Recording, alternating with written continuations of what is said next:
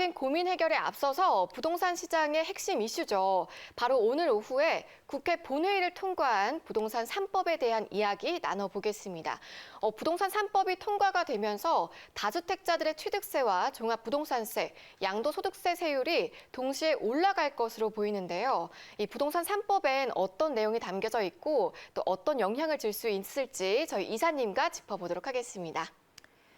네, 오늘 국회에서 정말 그야말로 정광석과 같이 일체의 그런 토론과 아니면 반대 의견에 대한 그런 검토도 없이 이 법안 심의 소위도 구성하지 않은 상태에서 이 다수결로 이 상임위에 이어서 본회의에서 또 한 번 이 부동산 관련 법안들이 무더기로 통과가 되었습니다.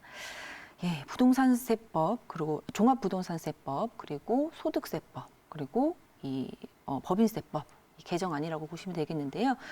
대략적인 내용은 이 3주택 이상 혹은 조정 대상 지역 내의 2주택 이상자들에게는 종합부동산세 최고 6%까지 인상하는 것이고, 그리고 양도세율은 최대 72%까지, 그리고 취득세율은 8에서 12%까지 올리는 게 주요 내용입니다. 네, 김영희 국토교통부 장관님께서는 오늘 이 임차인의 그런 거주권을 2년에서 4년으로 보장하는데 31년이 걸렸다라고 하셨습니다. 그러면서 이 임차인의 권익 보호를 위해 최선을 다하고 있다라고 말씀을 하셨는데요. 사실 이제 문제는 이 국가가 책임져야 할 임차인의 권익 보호를 이 임대인에게 모두 다 전가시켰다라는 것입니다.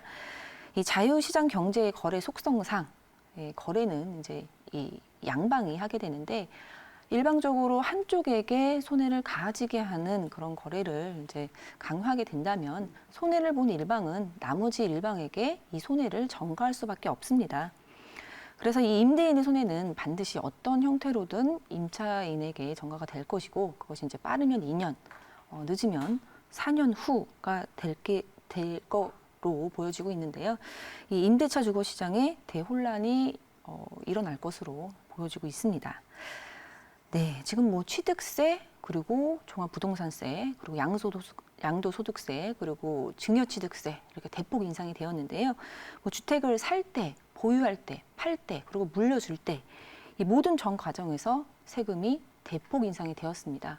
그렇기 때문에 이제는 뭐 집을 사지도, 그리고 뭐 보유하지도, 그리고 팔지도, 그리고 누구한테 주지도 못하게 되는 그런 믿어지지 않는 상황이 이제 현실로 다가왔다, 이렇게 보시면 되겠는데요.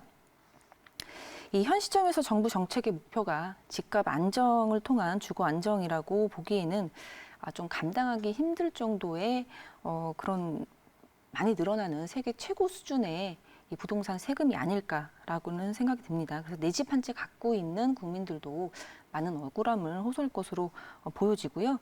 하지만 법안은 이미 통과가 됐고 시행이 될 것입니다. 사실 이 본격적인 투기 목적으로 하는 그런 투기자들, 그리고 또 투기 성향이 짙은 그런 법인 투자 같은 경우 이것을 제외한 다른 사람들은 좀 보호하는 그런 개정책이 좀 나와야 되지 않을까 싶은데요. 뭐 임대사업자로 등록해서 성실히 소득 신고도 하고, 그리고 정부가 정한 룰도 잘 지킨 사람들이나, 그리고 또 가격 무관하게 내 집 한 채 갖고 있는 그런 선량한 국민들의 피해 정도를 좀 잘 이제 검토하시고, 그런 억울함 같은 것도 좀 상세하게 모니터링 하셔서 추후에 그런 개선 보완책들도 좀 나와서 이러한 부분들이 좀 안착될 수 있는 정책으로 좀 노력을 해주셨으면 하는 그런 생각이 있습니다. 자, 아무튼 이 부동산 관련된 법들 이제 계속 개정이 되고 있고 많은 변화가 앞으로 있을 것이라고 생각이 드는데요. 이 부동산 우리 삶과 뗄래야 뗄 수는 없습니다. 그렇기 때문에 여러분의 고민도 더욱 깊어지겠죠. 그래서 여러분들 아는 것이 힘입니다. 그래서 궁금하신 부분들, 그리고 또 어떻게 해야 될지 모르겠다 하시는 분들 많이 전화 주시고요. 오늘 이러한 부분들 같이 상담하는 시간 갖도록 하겠습니다. 네, 혼란이 가중된 현재 부동산 시장이 하루